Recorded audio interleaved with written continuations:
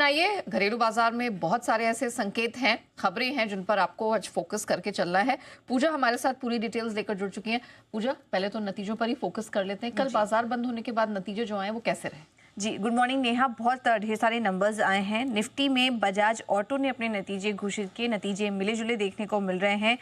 आय जो है वो अनुमान से कम आई है। कामकाजी मुनाफा अगर देखेंगे तो वो भी अनुमान से कम है।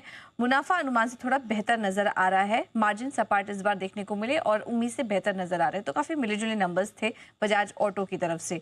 बीएचईएल के नंबर्स देखेंगे तो काफी मजबूत नतीजे आए हैं। आय में 32% की ग्रोथ, मुनाफा 123% बढ़ा है कंपनी का।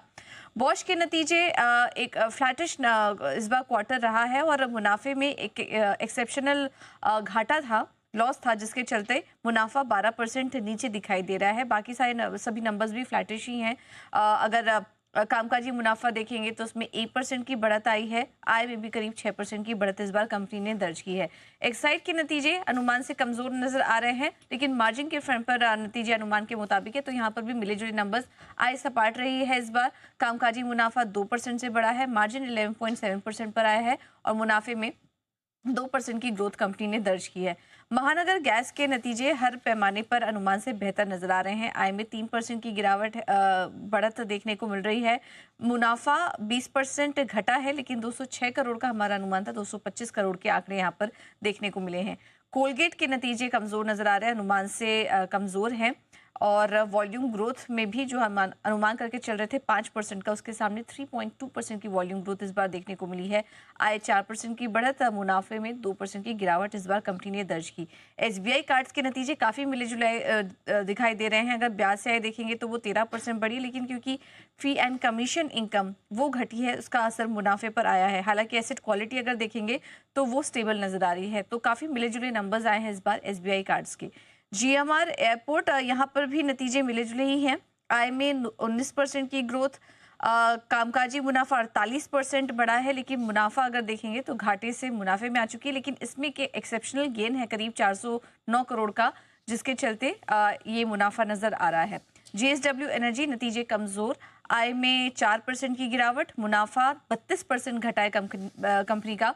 और कामकाजी मुनाफा देखेंगे तो वहां पर भी 18% की गिरावट कंपनी ने दर्ज की। ऑलराइट, चलिए, तो ये तो नंबर्स हैं। इनका विश्लेषण आज होगा जब मार्केट्स खुलेंगे। लेकिन ये बताइए पूजा, आज कौन से नंबर्स आने वाले हैं और खबरें कौन सी जहां नजर रखनी है? जी, ट्रिगर्स की अगर बात करें तो आज निफ्टी में Bajaj finance, Maruti Suzuki, Tata Motors, ये कुछ अहम कंपनियां जिनके नतीजे आएंगे। वादा बाजार से Ambuja cements, KPIT tech, Indian bank, Jindal stainless जैसी कंपनियां अपने नतीजे घोषित करेंगी। आईटीसी होटल्स की आज लिस्टिंग होगी, तो इस पर भी नजर रखिए। स्पाइसजेट पहली ग्राउंडेड 737 मैक्स एयरक्राफ्ट अब वापस से यहाँ पर ऑपरेशन शुरू करेगी। आईएफसीआई कंपनी की बोर्ड की बैठक होगी, जिसमें कि पूंजी जुटाने को लेकर कुछ फैसला हो सकता है। आईपीओ की बात करें तो डेंटा वाटर, आज इस आईपीओ की लिस्टिंग होगी। हम आपको बता दें कि आईपीओ करीब 221 गुना सब्सक्राइब हुआ था। बीपीसीएल आज अंतरिम डिविडेंड एक्स डेट कारोबार करेगा। 5 रुपए के अंतरिम डिविडेंड की कंपनी ने घोषणा की थी। और इसके अलावा 10 बजे आज कैबिनेट की बैठक भी होगी, तो इस पर भी हमारी नजर रहेगी। प्राइमरी मार्केट का एक और अपडेट है, आज से एक और आईपीओ खुल रहा है, डॉक्टर अग्रवाल हेल्थ केयर। ये आईपीओ आज से खुलेगा 31 जनवरी तक। प्राइस बैंड 382 से 402 है और इशू साइज 3027 करोड़ है। एंकर निवेशकों के जरिए कंपनी ने 875 करोड़ रुपए जुटा लिए हैं।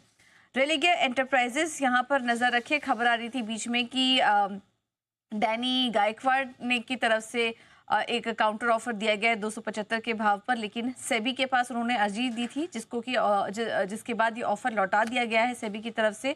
और प्रोसेस में खामियां बताकर ये ऑफर सेबी की तरफ से लौटा दिया गया है। उन्होंने कहा है कि टेक ओवर नियमों के तहत एग्जेम्पशन एप्लीकेशन उन्होंने नहीं दिया है। अदानी एंटरप्राइजेस पर भी नजर रखी। मुंबई एयरपोर्ट के टर्मिनल 1 को अदानी समूह रीडेवलप करेगी। 5 साल में उड़ीसा में करीब करीब 2 लाख करोड़ का भी निवेश यहां पर होगा। सुदर्शन केमिकल, कल क्यूआईपी बंद हुआ, इशू प्राइस 1070 रुपए प्रति शेयर तय किया गया।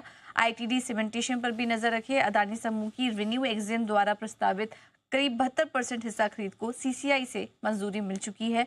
One MobiKwik systems company RBI के साथ सीबीडीसी यानी कि सेंट्रल बैंक डिजिटल करेंसी का पूर्ण लॉन्च करने वाली पहली फिनटेक कंपनी बन चुकी है।